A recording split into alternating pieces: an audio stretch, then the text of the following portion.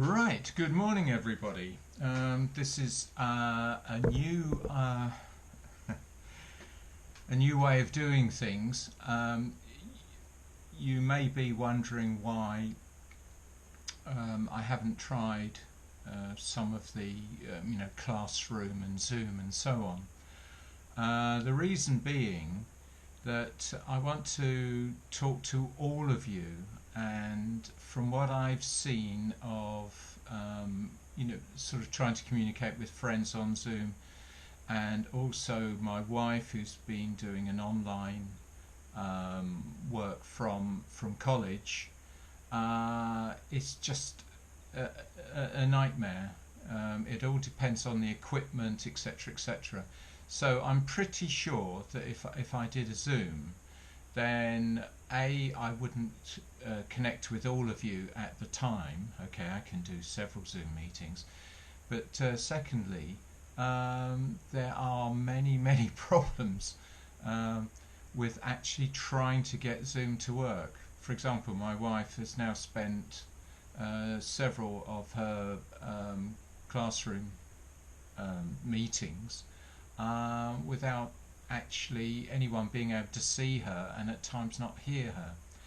Anyway, what I'm going to do now is take you through the remainder of 203, and hopefully this will help you rather than having lots and lots of written instructions.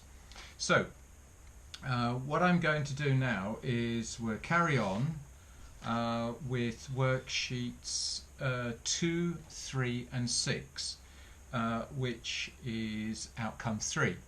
Now these worksheets, there's several ways of doing this. One is you can download the worksheets and you've got them in front of you, or if you haven't got a printer, then you can just keep on pausing the this film, and we'll see how it goes. Another good worksheet to hand is handout 1, which you can download from resources, which is effective communication, listening and understanding. Now within that is a lot of help for worksheet 6. Anyway, we'll make a start. So the first worksheet is worksheet 2. Now I have had some communication saying, do we do worksheet 2? Because on the right hand column on the award sheet, the evidence sheet, that one which you should have in front of you, by the way, it does say worksheet 2 and a Word document. Well, yeah, you don't have to do worksheet 2 quite at the moment, but now you do. So this is worksheet 2. Now, worksheet 2, don't do number 1, which says you are required to prepare a brief report to be given to a new colleague, etc. Do number 2. And number 2 is the instructions are here. Now, number 2 is there are 6 numbers here, 6 numbers and 6 ways that a school might communicate with parents. So what you've got to do, obviously it's a wee bit easier if you do have kids, but how might a school communicate with parents?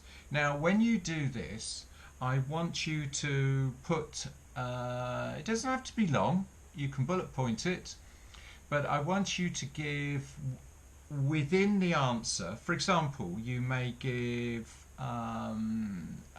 let's say a written letter to be taken home by the child.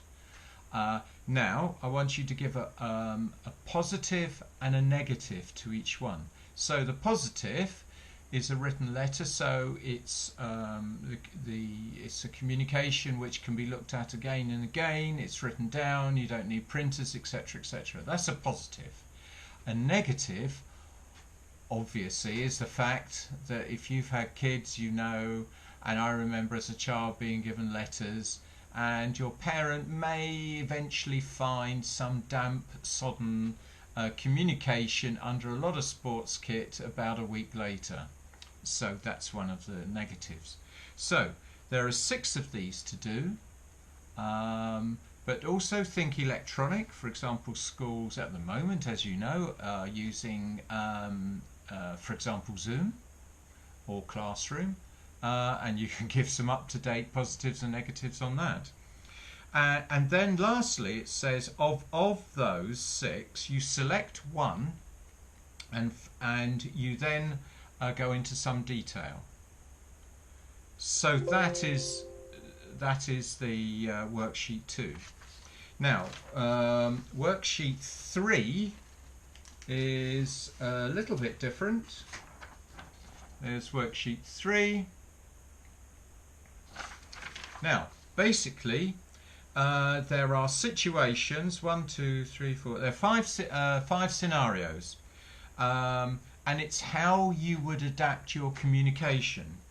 For example, the second one down, which you can see at home, is speaking to a child who stammers. Now, stammering can be extremely debilitating.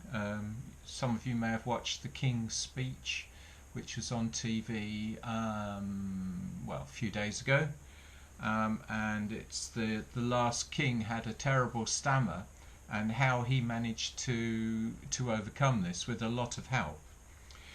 Now, for example, a child who stammers, what are you going to do?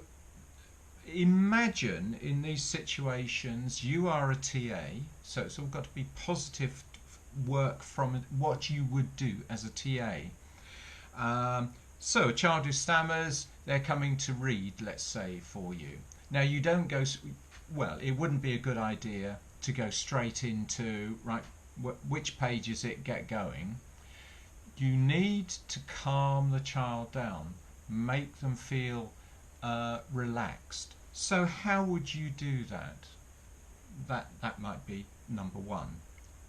A second one is obviously you're not going to rush them, because obviously they're going to have trouble with getting their words out.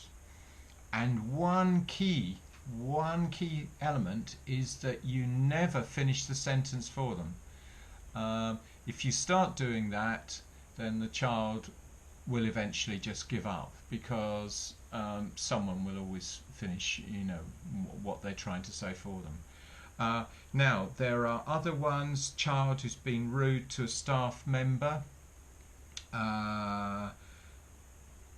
Remember trying to get eye-to-eye contact with children. That's a very, very good way of ensuring that it's serious, that they understand, because they always want to turn their head away and they never want to face you. They know that they're in trouble, but this eye-to-eye contact is really good. Children actually don't really like it, which is a good weapon for you to use when you actually do go into teaching. Speaking to a parent who has an additional language, often happens now. Well, think of what you might do. For example, a child may be able to help, as long as the information isn't obviously too confidential. Other people in the school may be able to help. You can think of that. But don't forget, you've also got this, the phone. So you can actually go on to something like Google Translate, and that might work as well. But certainly not shouting at them. Speaking to an angry parent, well, if you should have downloaded, if I can find them, the worksheets. There were 4 worksheets I wanted you to download. So have a look at those, and that will help with an angry parent, and also with worksheet 6 as well. Now, angry parent, obviously you want to calm them down, get them away from children and parents. We don't want children being affected. Sometimes these angry parents can almost get to violence. I've certainly had 2 occasions where I really thought that violence was going to occur when I was a deputy head. I was prepared for it. Maybe they thought better of it, but try to calm them down, use all the calming techniques. In the end, get them to senior management. Your pay grade isn't it isn't worth it. Just get them to senior management. Anyway, these are hopefully an insight into answering that one, but the key is to put yourself in the position and just think, well, what would I do? And we'll see what happens on that one. So that's worksheet 2, worksheet 3. Now let's have a look at worksheet 6. Oh no, it's I seem to have muddled up my worksheets. In fact, worksheet 3 is actually worksheet. Seem to have 2 worksheets. Worksheet 6 is actually another worksheet 3. It's this one. Sorry for that. Anyway, I'm sure you'll sort it out.